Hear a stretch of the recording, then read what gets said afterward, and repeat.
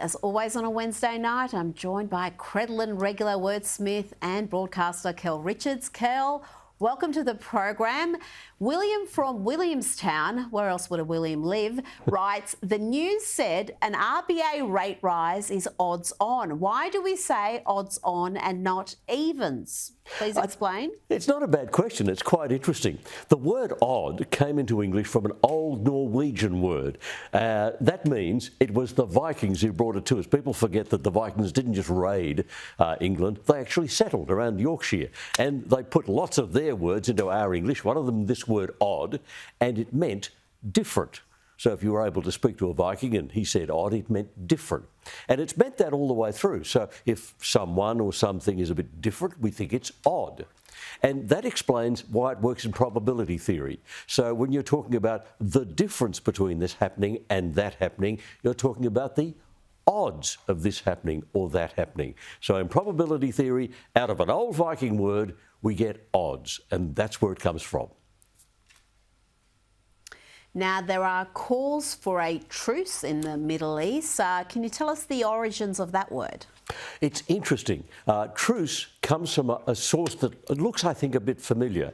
It actually comes, it's very closely related to the word truth. Both truce and truth come from the same Latin family of words. So in other words, a truce means, a suspension of hostilities for a period of time. And it's based on both sides trusting each other. So to have a truce, and it's connected to the word truth, both sides have to trust that the other side is telling the truth. So if there's going to be a truce between Israel and Hamas, both of them have to trust the other to be telling the truth. And that's where, in this particular situation, it may come unstuck. I mean, in other situations, it might work.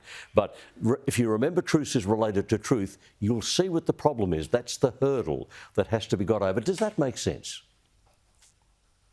Absolutely, makes perfect sense. Now, leaders are talking about the axis of evil increasingly. We've got Russia, Iran, China, North Korea in the axis of evil. But what's the source of this expression?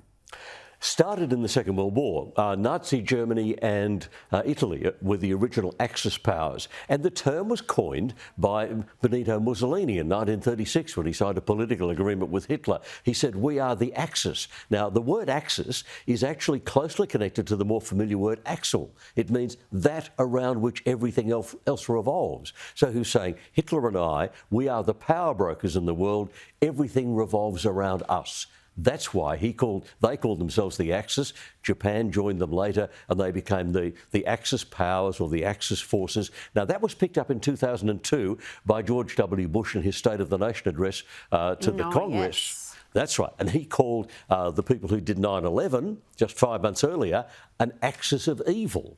The expression, we can credit George Bush with it, but it was actually written by a speechwriter, David Frum.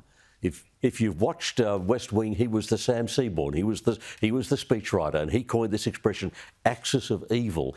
It deliberately to echo the kind of evil that the world was facing then, as being similar to the evil we faced in the Second World War. So axis of evil is a deliberate echo of the Second World War. And I think those four countries are an axis of evil. You are a marvel. You've told us so much. It's always a lesson and it's always a pleasure. Thank you so much for your time this evening.